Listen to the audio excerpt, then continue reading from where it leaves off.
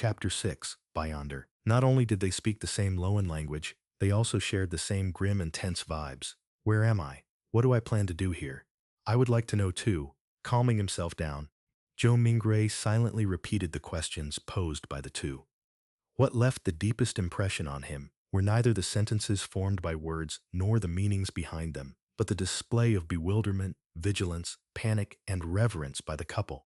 For some baffling reason, two people had been mysteriously dragged into this world surrounded by gray fog. As the perpetrator, Zhou Mingray was already feeling abnormally dumbfounded and startled, let alone the couple who was pulled into this mess completely passively. For them, such events and encounters might already be beyond their imaginations, right? Momentarily, Zhou Mingray thought of two options. The first option was feigning victimhood to hide his true identity, and in turn gain a considerable amount of trust. He could then take a wait-and-see approach and take advantage of his circumstances where necessary. The other option was to maintain his mysterious identity in the eyes of the couple. He could then affect the subsequent development while gleaning valuable information from them. Without the luxury of time to deliberate over the situation, he grasped hold of the thought that flashed across his mind. He made an immediate decision to try out the second idea. Exploit the psychological state of the others to gain the greatest advantage for himself. After a few seconds of silence in the fog, Zhou Mingray chuckled. With a low but not heavy tone, he calmly spoke as though he was replying to the polite greetings from the visitors. An attempt. An attempt? An attempt? Audrey Hall looked at the mysterious guy veiled in the grayish-white fog, and the only thought was that whatever was happening was absurd, funny, horrifying, and weird. She was at the dressing table inside her bedroom only moments ago. But just by turning around, she had come to this place that was filled with gray fog. How inconceivable! Audrey took a breath, revealing an impeccable, courteous smile. She asked in a somewhat perturbed way, "Sir, is the attempt over? Might you permit our return?" Alger Wilson also had the intentions to probe Zhou Mingray in a similar fashion, but his rich experience made him statelier.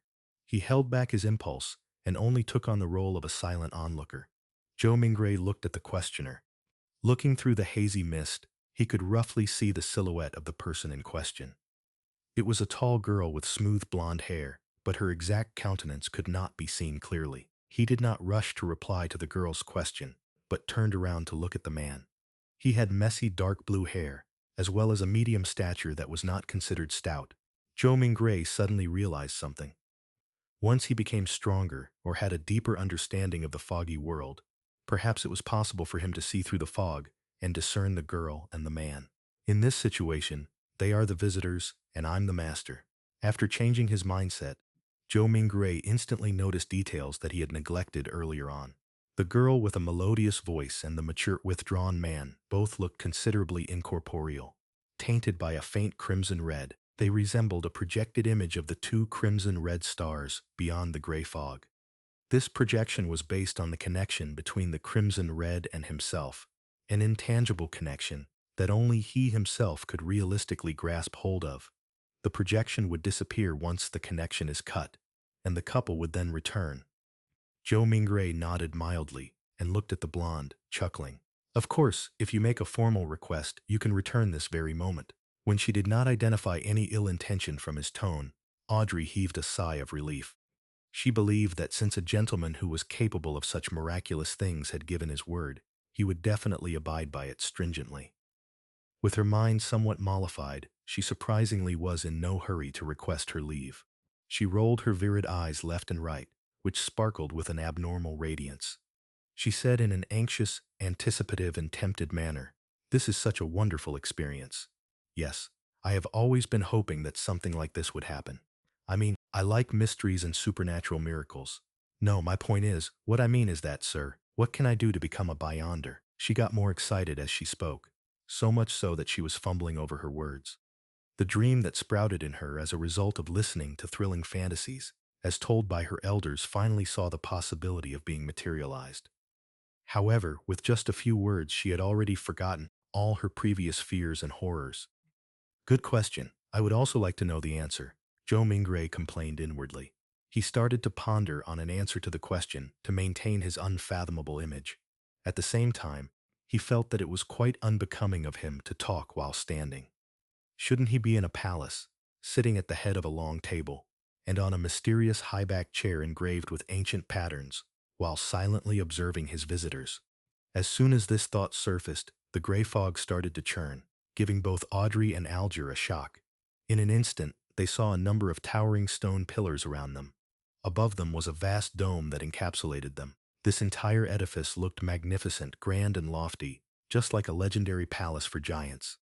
Directly under the dome where the gray fog gathered, a long bronze table appeared with 10 high-backed chairs on either side in a symmetrical arrangement, along with a chair on each of the two ends of the long table. The back of each chair dazzled and shone faintly with crimson red, drawing the outlines of weird constellations that differed from reality. Audrey and Alger sat face to face, sitting next to the seat of honor. The girl looked to her sides and could not help but mumble, "How fascinating! It is certainly fascinating." Joe Mingray extended his right hand and caressed the edge of the bronze table a little while, maintaining an unperturbed expression. Alger inspected the surroundings, and after a few seconds of silence, he suddenly opened his mouth and answered Audrey's question in place of Joe Mingray. "Are you from Lowen? If you want to become a Beyonder, join the churches of either the Evernight Goddess, the Lord of Storms, or the God of Steam and Machinery. The majority of us will not meet a Beyonder our entire lives. This has caused churches, and even some clergymen within some of the biggest churches, to suspect the same. While this is the case, I am certain to tell you that Beyonders still exist in courts, tribunals, and execution agencies. They are still fighting against the dangers that grow in the dark, only that their numbers are much fewer as compared to before during the early days of the Iron Age." Joe Mingray listened attentively, but he tried his best to present himself as paying little attention to Alger's words, much like how he was listening to kids telling stories. Relying on Klein's fragmented general knowledge of history, Joe Mingray knew clearly that the Iron Age referred to the current epoch, which was the fifth epoch that began 1349 years ago. Audrey silently listened to Alger finish his sentence before sighing. "Mister, I know all about what you just said. I even know more than that, including the Nighthawks, the mandated punishers, and the machinery hive mind. But I don't want to lose my freedom." Alger gave a low-sounding laugh and said vaguely, "You can't become a Beyonder without sacrifices. If you don't consider joining churches and accepting their given challenges, you can only seek the royal families and the few nobles with family histories of more than 1,000 years. If not, you can rely on your luck to search for clandestine evil organizations." Audrey puffed her cheeks subconsciously and looked around in a fluster. After confirming that both the mysterious man and Alger did not notice her tick, she pressed, "Are there no other solutions?" Alger sank into silence. About half a minute later, he turned around to look at the mysterious man, who was watching the two of them in silence. Realizing that Joe Mingray had no plans to make any comment, he looked back at Audrey and said with deliberation, "I have 2 sets of Sequence 9 potion formulas." "Sequence 9? Joe Mingray muttered to himself. "Really? Which 2 sets?" Audrey clearly knew what the Sequence 9 potion formulas meant. Alger leaned back slightly and replied unhurriedly, "As you know, humanity can only depend on potions to become real Beyonders, while the names of potions come from the blasphemy slate. After constant translations into Jotun, Elvish, Ancient and Modern Hermes, and Ancient Fasak, they have undergone changes to match the day and age of that era. The essence is not in their names, but whether they portray the core characteristics of the potions. I have a Sequence 9 potion named Sailor. It enables you to have excellent balancing capabilities. Even if you were on a boat in a rainstorm, you will be able to walk about freely as though you were on land. You will also gain immense strength and illusory scales under your skin. They will enable you to swim like a fish and be difficult to catch. You will move agilely underwater just like marine animals. Even without any equipment, you will be able to easily submerge underwater for at least 10 minutes. Sounds great? The Keepers of the Seas from the Lord of Storms? It was called by that name in the past." Alger did not pause and continued, "The second Sequence 9 potion is called Spectator, although I am not sure what it was called in the past. This set of potions enables you to have an exceptionally sharp mind with acute observational abilities. I believe you can understand what spectator means from watching operas and plays. Just like an audience, spectators judge the actors in the secular world, catching a glimpse of the real thoughts of them through their emotions, conduct, and mantras. At this point, Alger emphasized, "You must remember, regardless of whether you are at an extravagant banquet or a crowded street, spectators can only be spectators forever." Audrey's eyes shone as she listened, and spoke after a long while, "Why?" "All right, this is a follow-up question. I think I have fallen in love with this feeling of being a spectator. How can I get this potion's formula? What can I use to trade with you for it?" Alger looked like he was already prepared as he said in a deep voice, "The blood of ghost sharks, at least 100 milliliters of it." Audrey nodded her head excitedly, but subsequently asked worriedly, "If I can get it, and I'm saying if, how do I hand it to you?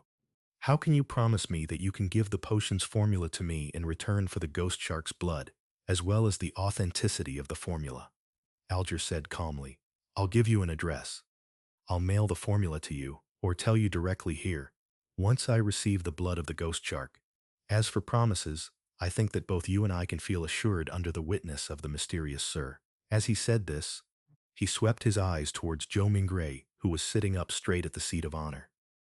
"Sir, the fact that you brought us here shows that you have tremendous strength unimaginable to us. Neither one of us would dare violate a promise with you as a witness." "That's right." Audrey's eyes sparkled and agreed with excitement. From her perspective, the mysterious gentleman who had unimaginable abilities was definitely an authoritative witness. How could I or the guy opposite me dare trick him? Audrey half turned her body and looked at Joe Mingray earnestly. "Sir, please be the witness of our trade." At that moment, she then realized that she was all too impolite, having forgotten all along to ask a particular question.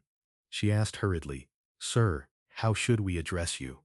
Alger nodded slightly and echoed the same question in a serious manner. "Sir, how should we address you?" Joe Mingray was taken aback. He gently rapped his fingers on the bronze table. The contents of the earlier divination flashed across his mind suddenly. He leaned back, withdrew his right hand, and crossed his 10 fingers, placing them below his chin. He gave the duo a faint smile. "You can address me as—" Upon saying this, he paused for a moment. He said amiably and calmly, "The Fool." Chapter 7, Codenames. "You can address me as the Fool." The simple answer soon emanated through the grand hall and dissipated into the fog. However, the voice kept resonating in Audrey's and Alger's hearts, stirring up one ripple after another. They never expected such a designation, but they felt that he was deserving of it. The designation perfectly embodied his image as someone mysterious, powerful, and bizarre. After a few seconds of silence, Audrey stood up, held up her skirt slightly, and bent her knees, curtsying to Joe Mingray. "Honorable Mr. Fool, would you please permit me to take the liberty of requesting you to be the witness of our trade?" "It's nothing." Joe Mingray's mind whirred as he answered in a way that matched his status. "It's our honor, Mr. Fool." Alger stood up as well. He bent his back slightly with his right palm over his chest. Joe Mingray lowered his right palm and smiled. "Continue. The both of you." Alger nodded and sat back down before looking at Audrey. "If you can obtain the ghost shark's blood, get someone to send it to the Warrior and Sea Bar at Pelican Street, in the White Rose borough of Pritz Harbor. Tell the boss, Williams, that it's what the captain wants. Once I acknowledge receipt, will you be giving me an address to mail the potion formula to, or do you want me to tell it to you here directly?" Audrey thought for a moment before saying with a smile, "I will choose the more secure method. Let's do it here, although it's a test of my memory." Since Mr. Fool had agreed to bear witness for the trade, it also represented that there would be a similar gathering the next time. With this in mind, she suddenly turned her head as she looked at Joe Mingray with sparkling eyes. With a tone of interest, she suggested, "Mr. Fool, would you mind making a few more attempts like this?" Alger listened to her suggestion calmly. He was tempted by the suggestion as well. He hurriedly echoed, "Mr. Fool, don't you find such gatherings interesting? Although your powers exceed our imaginations, there has to be certain domains that you don't understand or excel in. The person across me is obviously a young lady of lofty stature. I also have my unique set of experiences, insights, mediums, and resources. Perhaps there will come a day when both of us can help you complete something trivial that might be inconvenient for you." From his point of view, the fact that he had been pulled into this space without any warning or any means to resist meant that the mysterious Mr. Fool was in control. Participating in the gatherings was not necessarily something he could refuse. Therefore, it was better to reap the benefits of this encounter as much as he could to make up for his passive and disadvantaged state. The trio at the long table had different backgrounds, resources, information channels, and comprehension of the mystical domain. If they interacted and enjoyed some limited cooperation, they could produce unpredictable and immeasurable effects. The resource trade that had just been negotiated was one example. Another example would be if he wished to kill someone. He could easily request the gathering's members who did not appear to be related to him, both on the surface and in reality, for help. He could perfectly misdirect any investigators. A young lady of lofty stature. Was my behavior and accent that obvious? Audrey stared blankly, mouth slightly agape, but she soon jolted back to her senses and nodded her head without any hesitation. Mr. Fool, I think it's a very good suggestion. As long as this gathering becomes regular, you can totally leave certain things that are inconvenient for you to us. Of course, it has to be something within our capacities. From the moment he heard the suggestion, Joe Mingray was already weighing the pros and cons. More gatherings definitely allowed him to gain more knowledge of the secrets of the Beyonders or other mysteries, a boon for his transmigration back. For example, it was likely that the potion formula would appear at the next gathering because of the spectators. Similarly, the information he gained was bound to be helpful for his present life. However, more gatherings meant it was easier to expose himself. Indeed, regardless of the world, there is no such thing as a free lunch. Joe Mingray extended his right hand again, as he rapped the side of the long table with his finger gently. Considering the fact that he was in control of the gathering's summoning and dismissal, any threat of exposure was within the confines of his control. The pros clearly exceeded the cons, so Joe Mingray rapidly made a decision. He stopped his rapping as he smiled at the anticipative and perturbed gazes of the duo. I'm a person who likes a fair and equal exchange. Your help will not go unrewarded. Every Monday at 3 in the afternoon, try your best to be alone. After I make a few more attempts and figure out certain things, perhaps you can apply for a leave of absence ahead of time. You will no longer need to worry about being in inappropriate situations. This was a form of agreement to Alger's and Audrey's suggestions. Audrey had just turned 17. Having been taken care of her entire life, she had the character of a young girl. Therefore, she could not help but clench her fist and gradually pump it in front of her chest when she heard the fool's reply. Without waiting for Alger to say a word, Audrey said in excitement, her eyes glowing, "Then, shall we give ourselves code names? After all, we can't use our real names for conversation. Although I might not be able to deceive Mr. Fool regarding my true identity, the person opposite me poses some danger. I must not let him know who I am." "Good idea," answered Joe Mingray in a simple and relaxed manner. Audrey's mind immediately began whirring as she aired her thoughts as they came to her. You are Mr. Fool, which is derived from tarot cards. Then, as a fixed long-term and secretive gathering, we should be uniform in our designations. Yes, I'll also choose one from the tarot cards. Her tone slowly turned joyous. I've decided my designation shall be Justice. It was one of the 22 major arcana tarot cards. What about you, mister? Audrey cheekily smiled at her partner sitting across her. Alger frowned slightly before relaxing it immediately. The Hanged Man. It was another major arcana card. All right, then we can be considered as the founding members of the Tarot Club. Audrey was the first to blurt it out happily, only to look fearfully at the fog-concealed Joe Mingray.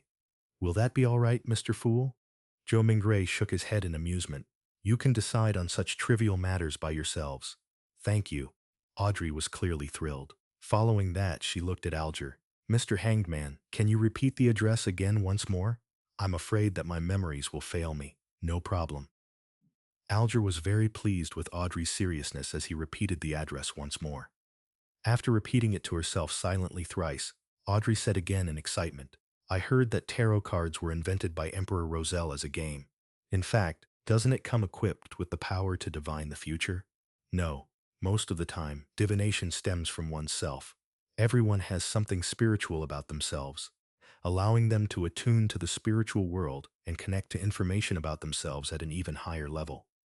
However, ordinary folks are unable to notice this, much less be able to interpret the signs they receive.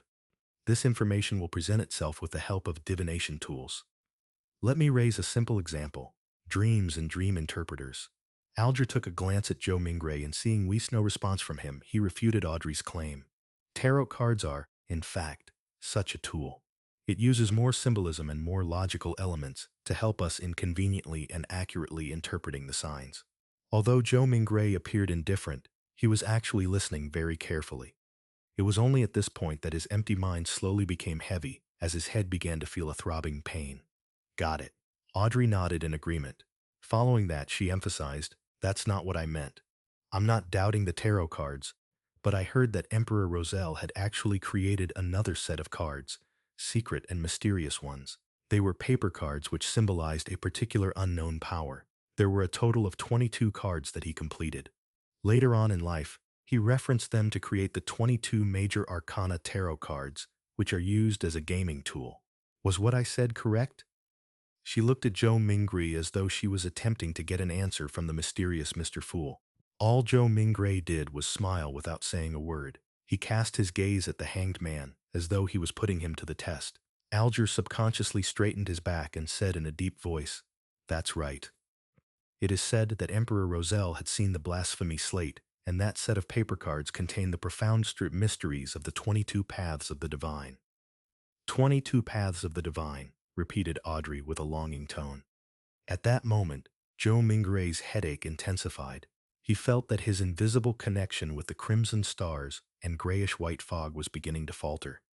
"All right, that will be all for today's gathering," he said in a deep voice after making the decision immediately.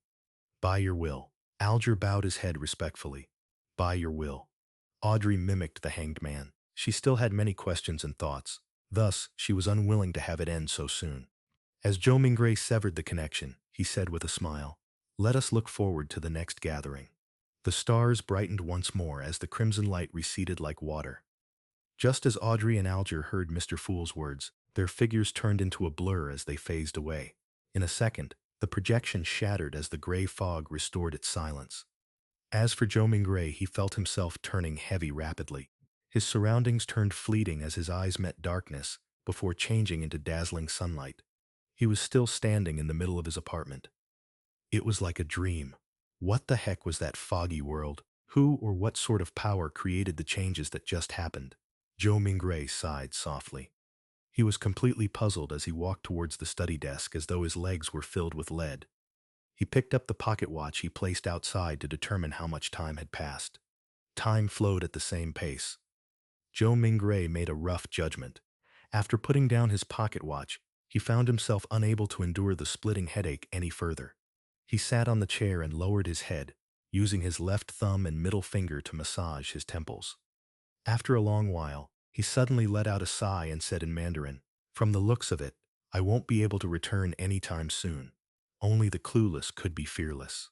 After witnessing such a fascinating event and learning the situation regarding Beyonders and the mysterious world, Zhou Mingray no longer dared to rashly try the luck enhancement ritual using ancient Physac or Loan language. Who knew what other kinds of situations would happen? Perhaps it would be more bizarre, horrifying, or even a living hell. At the very least, I should attempt only when I have a deep mastery of mysticism, thought Zhou Mingray helplessly. Thankfully, the so-called gathering could provide him with help. After another bout of silence, he muttered to himself with a tone of dismay, disappointment, agony, and grief, "From this moment forth, I'm Klein." Klein tried his best to refocus his solutions and plans so as to purge the negative emotions in him. Perhaps he could learn the potion formula for spectator from the side. The gathering that just happened sure is fascinating. People who reside in different places across the world can reduce hundreds of kilometers to just mere inches and discuss face-to-face while supplying each other's needs. Speaking of which, this does sound a little familiar. Klein was stunned for a few seconds before he burst out in laughter. Pressing against his temple, he jested under his breath, "Wasn't that a social networking platform?" Chapter 8. A New ERA. Whoosh, howling wind accompanied the downpour. The three-mast sailboat was tossed around by the crests and troughs of the incoming waves as if it was being towed by a giant. The crimson glow in Alger Wilson's eyes faded. He found himself still remaining on the deck, and nothing appeared to have changed. Almost immediately, the quirky-shaped glass bottle in his palm shattered, and the frost within melted into the rain. In seconds, there were no longer any traces left that suggested the existence of the wondrous antique. A hexagonal, crystal-like snowflake emerged on Alger's palm. It then faded rapidly until it was seemingly absorbed by the flesh, vanishing completely in the process. Alger nodded his head in a hardly noticeable manner, as if he was thinking about something. He remained still and silent for a full 5 minutes. He turned around and headed for the cabin. As he was about to enter, a man who wore a similar robe, embroidered with lightning patterns, emerged from inside. This man, who had soft blonde hair, paused and looked at Alger. He held his right fist to his chest and said, "May the storm be with you." Alger replied with the same words and gesture. There were no emotions on his rough face, which had a well-defined structure. Alger entered the cabin after the greeting and proceeded to the captain's cabin, situated at the far end of the corridor. Surprisingly, he did not encounter any sailors on the way. The whole place was as quiet as a graveyard. Behind the door to the captain's cabin, a soft brown carpet overlaid the floor. A bookshelf and a wine rack took the opposite side walls of the room. The books with their yellowish covers and wine bottles with their dark red color looked peculiar under the flickering candlelight. On the desk with the candle, there was a bottle of ink, a quill, a black metallic telescope, and a sextant made of brass. Behind the desk sat a pale, middle-aged man wearing a captain's hat which had a skull on it. As Alger approached him, he said menacingly, "I will not give in." "I believe you can do it," Alger said calmly. So calm that it felt like he was commenting on the weather. "You." The man seemed to be stunned by the unexpected answer. At this very moment, Alger leaned forward slightly and suddenly dashed across the room until they were only separated by the desk. "Pa!" Alger tightened his shoulder and reached out his right hand to choke the man. Illusory fish scales appeared on the back of his hand as he crazily mustered more strength to choke the man, giving him no time to respond. Crack! Amid the crisp cracking sound, the man's eyes widened as his body was lifted up. His legs twitched furiously before they soon became motionless. His pupils began to widen as he stared aimlessly. There was a stench from between his legs as his pants gradually turned moist. While lifting the man, Alger lowered his back and strode toward the wall. Bang! He used the man as a shield and smashed forward at the wall. His extremely muscular arm was monstrous. A hole cracked open in the wooden wall and rain poured in, accompanied by the scent of the ocean. Alger flung the man out of the cabin, straight into the giant waves that resembled mountains. The wind continued to howl in the dark as almighty nature devoured everything. Alger took out a white handkerchief and wiped his right hand carefully before throwing it into the sea as well. He stepped back and waited patiently for company. In less than 10 seconds, the blond man from before rushed in and asked, "What happened?" "The captain has escaped," Alger answered in an annoyed manner as he panted. "I didn't know he still had some of his beyonder powers. Damn it." The blond man cursed softly. He went up to the opening and stared into the distance. However, nothing was visible except for the waves and the rain. "Forget it, he was just extra loot," the blond man said, waving his arm. "We will still be rewarded for finding this ghost ship from the Tudor era. Even if he was a keeper of the sea, he would not have hastily dived into the sea under this weather condition. The captain will not be able to survive much longer if the storm continues," Alger said, as he nodded in approval. The wooden wall was repairing itself at a discernible rate. He gazed at the wall and turned his head subconsciously towards the rudder and the sail. He was perfectly aware of what was going on behind all the wooden planks. The chief mate, the second mate, the crew, and the sailors were not present. There was no living person on board. Amidst all the emptiness, the rudder and the sail moved eerily by themselves. Alger again pictured the fool, who was covered in grayish-white fog and sighed. He turned back and looked outside at the mighty waves, and spoke as though in a reverie while filled with anticipation and awe. "A new era has begun. Empressborough, Backland, capital of the Lowen Kingdom." Audrey Hall pinched her cheeks in disbelief of her encounter a while ago. On the dressing table in front of her, the old bronze mirror had shattered into pieces. Audrey cast her gaze downwards and saw the swirling crimson on the back of her hand. It was like a tattoo depicting a star. The crimson gradually faded and disappeared into her skin. Only at this point in time was Audrey certain that it was not a dream. Her eyes twinkled as she grinned. She could not help but stand up before bending down to lift up the hem of her dress. She curtsied towards thin air and started dancing lively. It was the ancient elf dance, the most popular dance among royalty at the moment. She had a bright smile on her face as she moved about gracefully. Knock, knock, someone suddenly knocked at her bedroom door. "Who is it?" Audrey immediately stopped her dance and asked as she tidied her dress to look more elegant. "My lady, may I come in?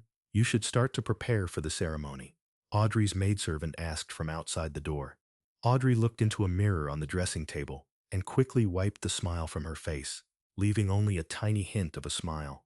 She responded gently after she had ensured everything was presentable. "Come in." The doorknob turned and Annie, her maidservant, pushed in.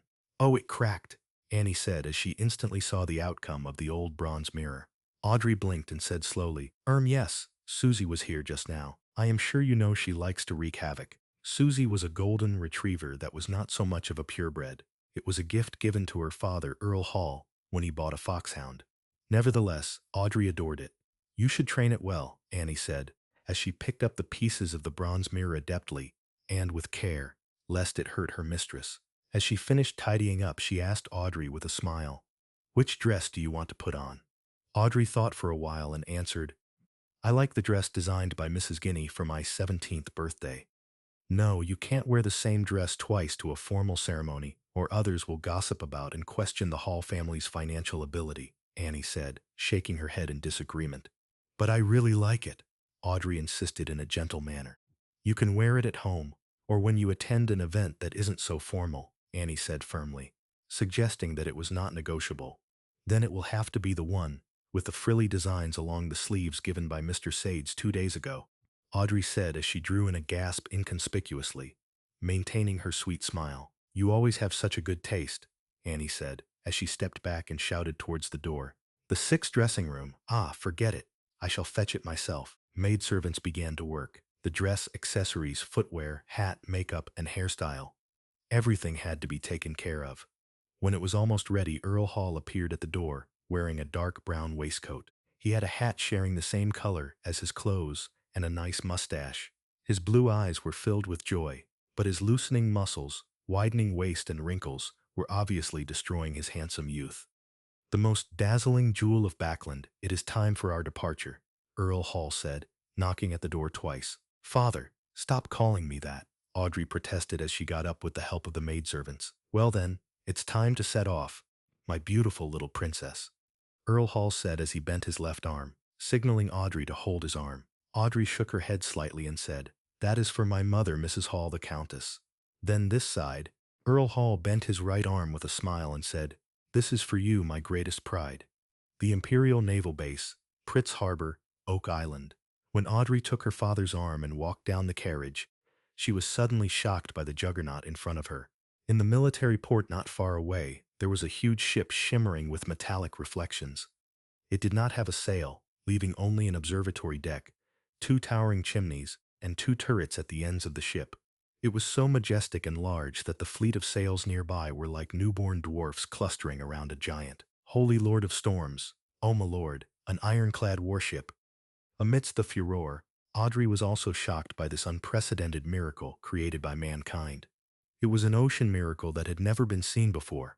It took a while for the aristocrats, ministers, and members of parliament to compose themselves. Then, a black spot on the sky started to grow in size, until it occupied a third of the sky and entered everyone's view. The atmosphere suddenly became solemn. It was a gigantic flying machine, with a beautiful streamlined design hovering in midair. The deep blue machine had airbags made of cotton which were supported by alloy structures that were strong but light. The alloy structure's bottom had openings mounted with machine guns, projectile launchers, and muzzles. The exaggerated humming noise from the ignition steam engine and the tail blades produced a symphony that left everyone amazed. The king's family arrived on their airship, exuding a lofty and indisputable authority. 2 swords, each with a ruby crown at the handle, were pointing vertically down and reflected the sunlight on both sides of the cabin. They were the Sword of Judgment emblem, which symbolized the Augustus family and has been passed down from the previous epoch. Audrey was not yet 18, so she had not attended the introductory ceremony, which was an event led by the Queen that marked one's debut into the Backland social scene to announce her adult status. Therefore, she could not be nearer to the airship and had to remain silent at the back to watch the entire event.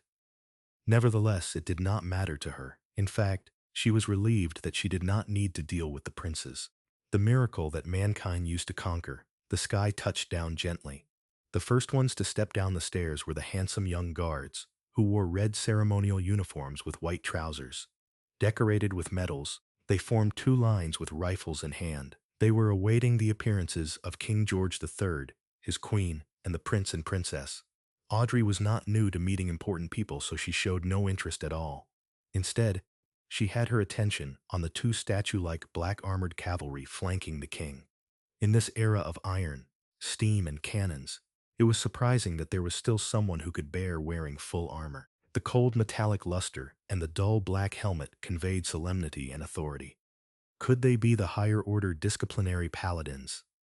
Audrey recalled snippets of a casual conversation among adults. She was curious but did not dare go close. The ceremony commenced with the arrival of the king's family. The incumbent prime minister, Lord Aguesid Negan, went up to the front. He was a member of the Conservative Party and the second non-aristocrat to become the prime minister till this very day. He was given the title of a lord for his great contributions. Of course, Audrey knew more. The main supporter of the Conservative Party was the present Duke of Negan, Pallas Negan, who was the brother of Aguesid. Aguesid was a slender and almost bald 50-plus-year-old man with a sharp gaze. He surveyed the area before speaking. "Ladies and gentlemen, I believe you have witnessed this history-making ironclad warship. It has dimensions of 101 by 21 meters. It has an amazing port and starboard design. The armor belt is 457 millimeters thick. The displacement is 1,060 tons. There are 4 305 millimeter main cannons, 6 rapid-fire cannons, 12 6-pound cannons, 18 6-barrel machine guns, and 4 torpedo launchers. It can reach a speed of 16 knots. It will be the real hegemon. It will conquer the seas." The crowd was roused. The mere descriptions were enough to instill fearful images in them, let alone the fact that the actual thing was right in front of them. Aguesid smiled and spoke a few more lines before saluting the king, and requested, "Your Majesty, please give it a name." "Since it will set sail from Pritz Harbor, it should be named the Pritz," George III responded. His expression showed his delight. "The Pritz! The Pritz!" The word spread from the Navy Minister and the Admiral of the Imperial Navy to all the soldiers and officers on the deck. They all exclaimed in unison, "The Pritz!" George III ordered the Pritz to set sail for a trial, in the midst of the gun salutes and the celebratory atmosphere. Honk! Thick smoke spewed out from the chimneys. The sound from the machinery could be heard faintly beneath the sound of the ship horn. The juggernaut departed from the harbor. Everyone was shocked when the two main cannons at the ship's bow fired at an uninhabited island in its path. Boom! Boom! Boom! The ground shook as dust shot up into the sky. Shock waves spread out, producing waves in the sea. Satisfied, Aguesid turned back to the crowd and announced, "From this day on, doomsday will fall on the 7 pirates who call themselves admirals and the 4 who call themselves kings. They can only shiver in fear. It is the end of their era. Only the ironclad warship will roam the seas, no matter whether the pirates have the powers of the Beyonders, ghost ships, or cursed ships."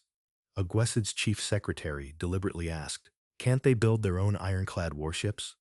Some of the nobles and members of parliament nodded, feeling that such a possibility could not be eliminated. Aguesid immediately smiled and shook his head slowly as he answered, "Impossible. It will never be possible. Building our ironclad warship required 3 big coal and steel amalgamators, a scale of more than 20 steel factories, 60 scientists and senior engineers from the Backlund Cannon Academy and Pritz Nautical Academy, 2 royal shipyards, almost 100 factories for spare parts, an admiralty, a shipbuilding committee, a cabinet, a determined king with excellent foresight, and a great country with an annual steel production of 12 million tons. The pirates will never achieve it." Having said that, he paused and raised his arms before shouting in agitation, "Ladies and gentlemen, the era of cannons and warships has dawned upon us." Chapter 9. The Notebook. After half an hour of rest, Joe Mingray, who now viewed himself as Klein, finally recovered. In the meantime, he found that there were now 4 black dots on the back of his hand, which happened to form a small square. These 4 black spots faded and disappeared quickly, but Klein knew that they were still hiding in his body, waiting to be awakened. 4 spots forming a square. Is it in correspondence with the 4 pieces of staple food at the 4 corners of the room? Does this mean that in the future, I don't need to prepare the food and can do the ritual and chants immediately? Klein made a guess. This might seem good, but the emergence of the spots was ominous, and things that one lacked understanding of were always scary. The fact that those inexplicable Chinese divinations from Earth could produce effects here, the strange transmigration in his sleep, the mysterious murmurings that almost drove him crazy during the ritual, and the mysterious and trippy gray world, whose significance he had no idea of, made Klein shiver in the hot weather of June. The oldest and strongest emotion of mankind is fear, and the oldest and strongest fear is the fear of the unknown. He recalled this saying as he was experiencing the fear of the unknown acutely. There was in him an unprecedented and irresistible urge to make contact with the mysterious domain, to learn more, and to explore the unknown. There was also a contradicting escape mentality within him, compelling him to pretend nothing had happened. Intense sunlight shone through the window onto the desk, making it appear as if grains of gold were sprinkled on it. Klein gazed at the desk, feeling as though he had come into contact with warmth and hope. He relaxed slightly, and a strong sense of fatigue washed over him. His eyelids were as heavy as lead as they kept closing themselves. It must have been the combined effect of the sleepless night and the tiring encounter. Klein shook his head and pushed himself up with the aid of the desk. He stumbled towards the double-deck bed, completely disregarding the rye bread placed at the four corners of the room. He fell asleep immediately after he lay down. Groan! Groan! Klein was woken up by hunger pangs. When he opened his eyes, he felt rejuvenated. There's still a slight headache. He rubbed his temples and sat up. He was so hungry that he could eat a horse. He returned to the desk while straightening his shirt. He picked up the silver vine leaf pocket watch. Pa! The pocket watch's lid sprang open and the second hand was ticking. 12:30. I slept for 3 hours. Klein put the pocket watch back into his linen shirt pocket while swallowing. In the northern continent, there were 24 hours in a day, 60 minutes in an hour, and 60 seconds in a minute. Whether each second passed at the same rate here compared to Earth was unknown to Klein. At this moment, he could not even think of terms such as mysticism, rituals, or the grayish world. His mind was occupied by one thing: food. He would leave thinking after his meals. Only then could he work. Klein picked up the loaves of rye bread from the four corners and wiped off the minute specks of dust on it without any hesitation. He planned on making one of them his lunch. He decided to dig into the offerings because he only had 5 pence with him, and there was a tradition of eating the offerings back in his hometown. After all, there was not any observable change to the bread. It was better to be frugal. Of course, the memory and habits left behind by the original Klein had also played a role. It was a huge waste to use the expensive gas only to light up the room. So, Klein took out a furnace and boiled water with it after adding some coal. He paced around as he waited. Anyone would choke eating those loaves of rye bread without water. Yikes. Life with meat only for dinner is going to be dreadful. No, wait, this is already an exception. Melissa would only allow our meals to have meat twice a week if not for my upcoming interview, Klein thought as he looked around, hungry. He had nothing better to do. His eyes seemed to turn avaricious when he set his eyes on the pound of mutton in the cupboard. No, I need to wait for Melissa to eat it together, Klein thought as he shook his head and rejected the idea of cooking half of it right now. Although he often ate outside, he had still developed some basic culinary skills, owing to his living in a big city alone. His dishes were not delicious, but they were at least edible. Klein turned his body around so that the mutton would not seduce him. Then he suddenly realized that he had also bought peas and potatoes in the morning. Potatoes! Klein immediately had an idea. He quickly turned back to the cupboard and took out 2 potatoes from a tiny pile of them. He first cleaned the potatoes in the public bathroom, and then added them into a pot so they were boiled together with the water. After a while, he sprinkled into the water some yellow coarse salt from the spices container he found inside the cupboard. He waited patiently for a few minutes before lifting the pot and pouring the soup into a few cups in a bowl. He took out the potatoes with a fork and placed them on the desk at the end. Faff! He blew at the potato as he peeled it bit by bit. The fragrance of boiled potato diffused through the air. It smelled very appetizing. He salivated crazily. The heat could not deter him any longer. Klein took a bite despite having the potato only half peeled. How fragrant! It had a powdery texture and tasted sweet as he chewed. He was instantly filled with emotions and he wolfed down the 2 potatoes. He even ate some of the skin. Then, he held up the bowl and enjoyed the soup. The pinch of salt and water proved to be thirst-quenching. I really enjoyed eating potatoes this way when I was young. A filled Klein exclaimed in his head. Meanwhile, he tore off a small piece of bread and dipped it into the soup to soften it before eating. Perhaps the ritual was too tiring. Klein ate 2 loaves of bread, which amounted to a whole pound. Klein felt he was finally rejuvenated. He enjoyed the joy of life after he drank the soup before tidying up. Then, he took in the lustrous sunshine happily. He sat back at the desk and began planning. I can't escape. I must think of a way to come into contact with mysticism and become a beyonder as mentioned by Justice and the Hanged Man. I need to overcome the fear of the unknown. The only way now is to wait for the next gathering. I need to see if I can learn the formula of the spectator potion or other things related to mysticism. There are 4 more days before Monday. Before that, I need to first figure out the problem with Klein. Why did he commit suicide? What happened to him? Unable to transmigrate back and wash his hands of everything, Klein picked up the notebook that lay on the table. He wanted to find hints that could help him regain his lost memory fragments. The original Klein obviously had the habit of taking notes. He also liked to write diaries. Klein was fully aware that the cabinet that supported the desk on the right stored a whole stack of completed notebooks, the book he had began on the 10th of May.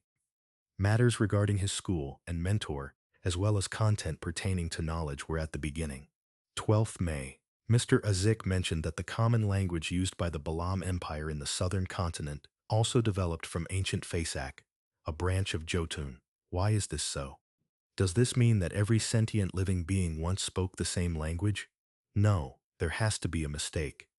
According to the revelation of Evernight and the Book of Storms, giants were not the only hegemons of the world in primordial times. There were also elves, mutants, and dragons. Anyways, these are just myths and fantasies.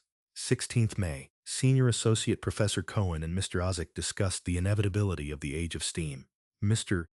Ozick opined that it was just a coincidence because, if it wasn't for Emperor Roselle, the northern continent would still be wielding swords like the southern continent. Mentor argued that Mr. Ozick had placed too much emphasis on the contribution of an individual. He believes that with progress, even if there wasn't an Emperor Roselle, there would be an Emperor Robert. Therefore, the Age of Steam might come late, but eventually come nevertheless. I found little meaning in their discussion. I prefer discovering new things and unraveling the hidden past. Perhaps I am more suited to study archaeology than history. 29th May. Welch found me and told me that he had acquired a notebook from the 4th epoch. Oh my goddess! A notebook from the 4th epoch. He didn't want to ask the archaeology department students for help, so he came to Naya and me to help him decode the contents. How can I refuse? Of course, I can only do it after my graduation defense. I can't afford diverting my attention at this stage. This caught Klein's attention. Compared to the notes about history and viewpoint disagreements, the appearance of a notebook from the 4th epoch might have led to Klein's suicide. The 4th epoch was the epoch before the present Iron Age.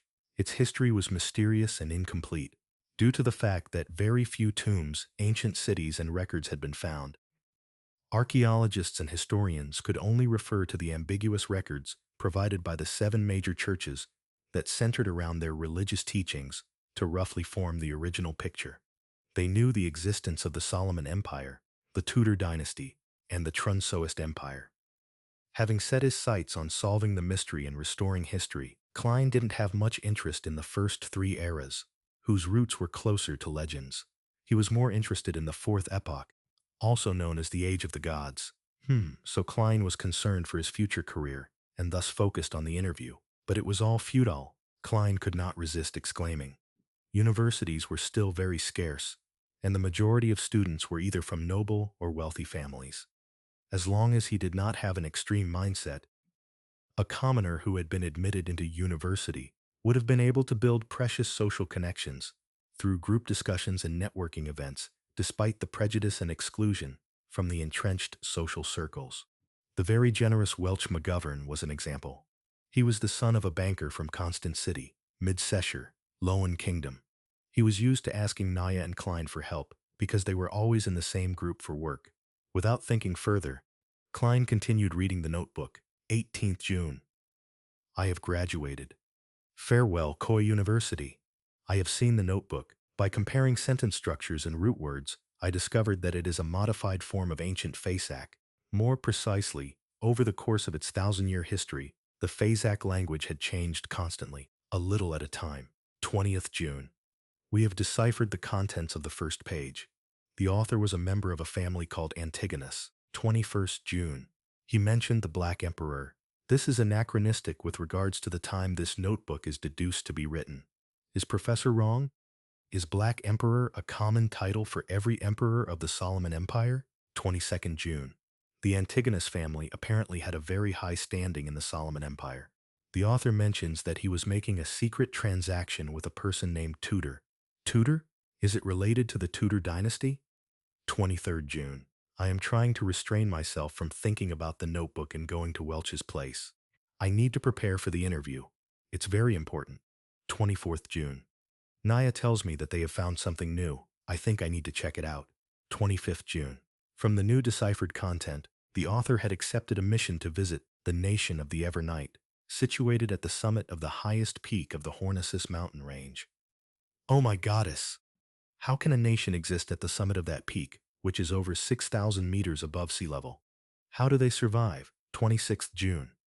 Are these strange things real? The record ended at this point. Zhou Mingri transmigrated in the early hours of the 28th, which means to say that there was indeed an entry for June 27th. It's that line. Everyone will die, including me. Klein flipped to the page he first saw when he arrived, feeling goosebumps while he made the deduction.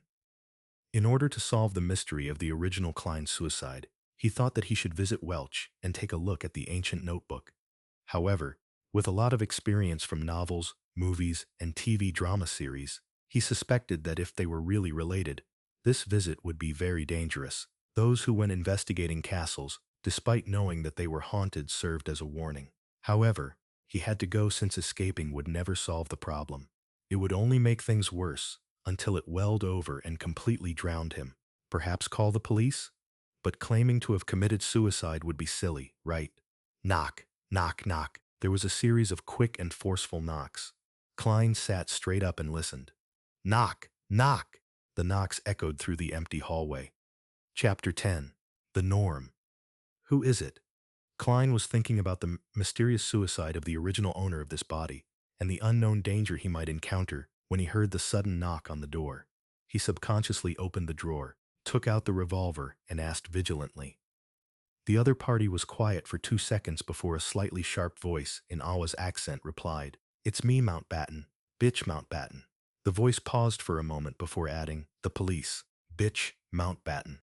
When Klein heard this name, he immediately thought of the owner of this name.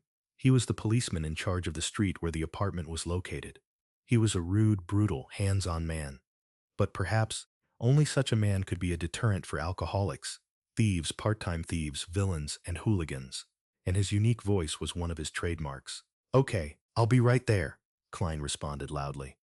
He had planned to put the revolver back into the drawer, but thinking that he had no idea why the police were outside, and that they might search the room or do other things, he cautiously ran to the stove where the flames had already been extinguished and put the revolver in it. Then he picked up the coal basket, shook a few pieces into the stove, covered the gun, and finally placed the kettle over the stove to conceal everything.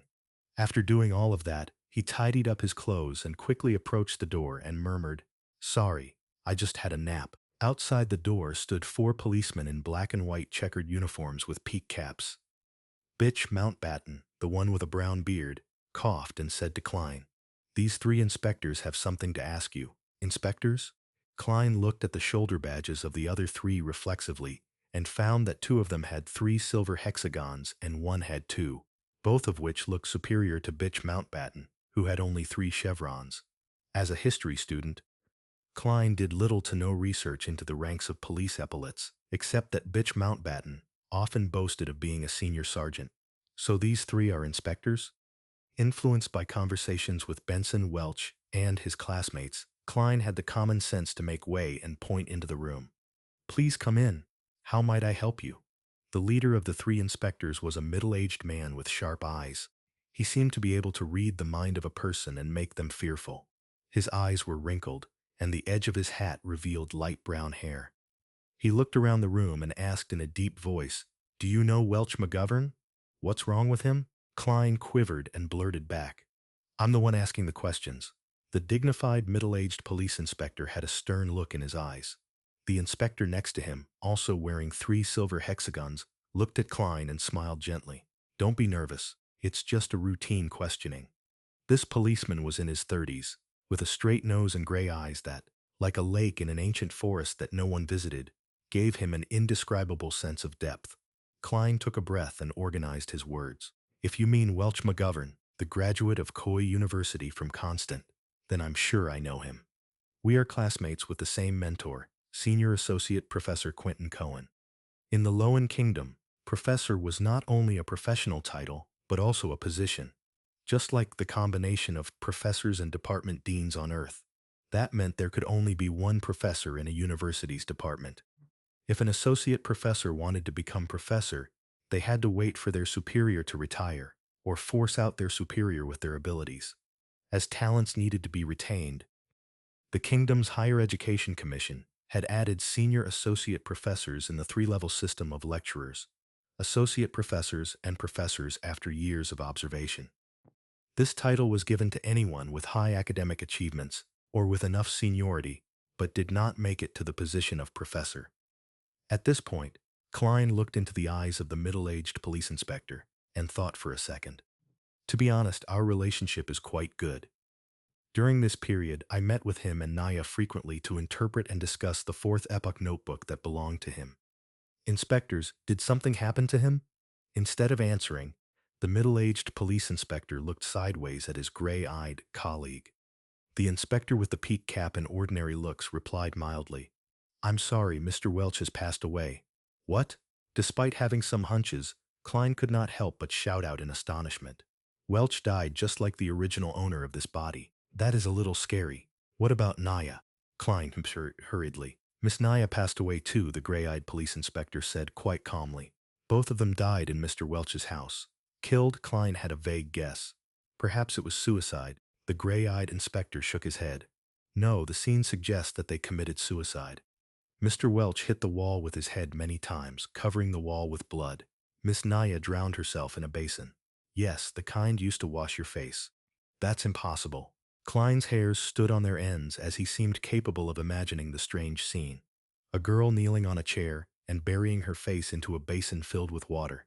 Her soft brown hair swaying in the wind, but her entire person remaining motionless.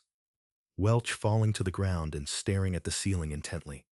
His forehead in a complete blood-mangled mess, while the traces of the impact on the wall were evident with the streaks of blood.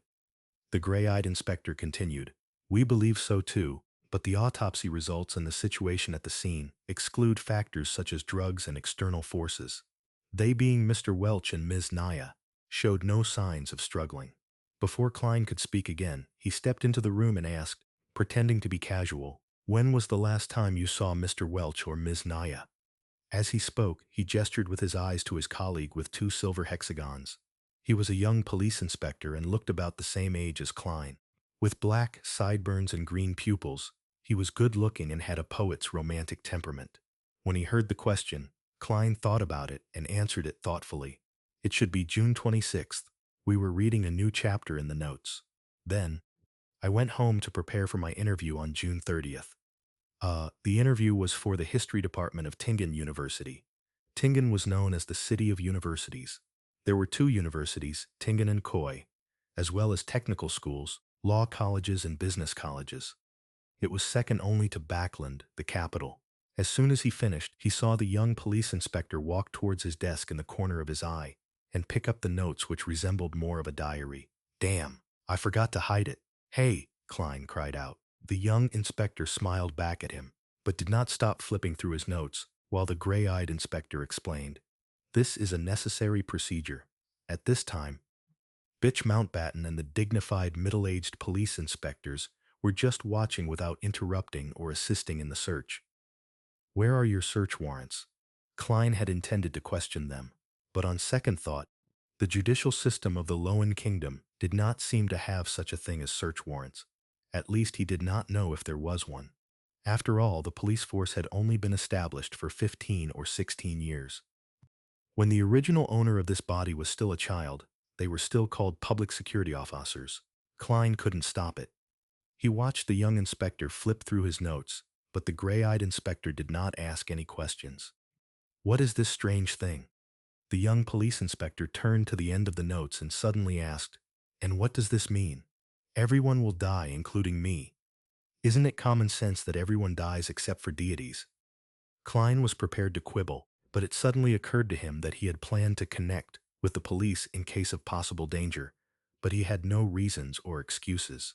He made a decision in less than a second.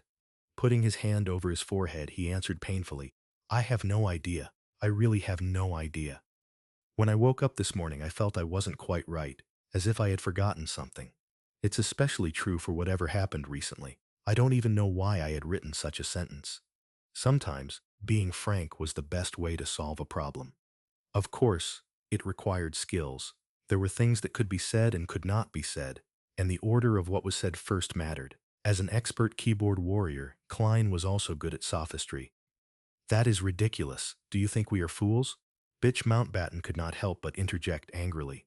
"This is such a bad lie that it insults the intelligence of his and his colleagues. It's better for you to pretend to be mentally ill than to pretend to be an amnesiac." "I'm speaking the truth," Klein responded frankly, looking into the eyes of Mountbatten and middle-aged police inspectors. "It really could not be more true." "Maybe it is," the gray-eyed police inspector said slowly. "What?" He really believed it. Klein was surprised himself. The gray-eyed inspector smiled at him and said, "An expert will come in 2 days and believe me. She should be able to help you to recall your lost memories." "Expert? Help me remember my memories? In the field of psychology?" Klein frowned. Hey, what if his memories of Earth were exposed? He suddenly felt like face-palming himself. The young police inspector put down his notes and searched his desk and room. Fortunately, he focused on books instead of lifting the kettle. "Well, Mr. Klein, thank you for your cooperation. We advise that you'd better not leave Tingen for the coming days. If you have to, please notify Inspector Mountbatten, or you'll become a fugitive," the gray-eyed police inspector warned. "That's it? That's it for today? No other questions with deeper investigations? Or taking me back to the police station to torture me for information?" Klein was at a loss. Nevertheless, he wanted to solve the odd turn of events brought about by Welch, too. So he nodded. That wouldn't be an issue. The inspectors exited the room one by one, and the young man at the end suddenly patted Klein on the shoulder. "It's really nice. Very lucky." "What?" Klein's face was puzzled. The green-eyed police inspector with a poet's temperament smiled and said, "Generally speaking, the norm is for all the involved parties to die in such an event. We are very glad and fortunate to see you still alive." After that, he exited the room and closed the door behind him politely. "The norm is for everyone to die together? Very glad that I'm still alive. Fortunate that I'm still alive." On this June afternoon, Klein was chilling all over.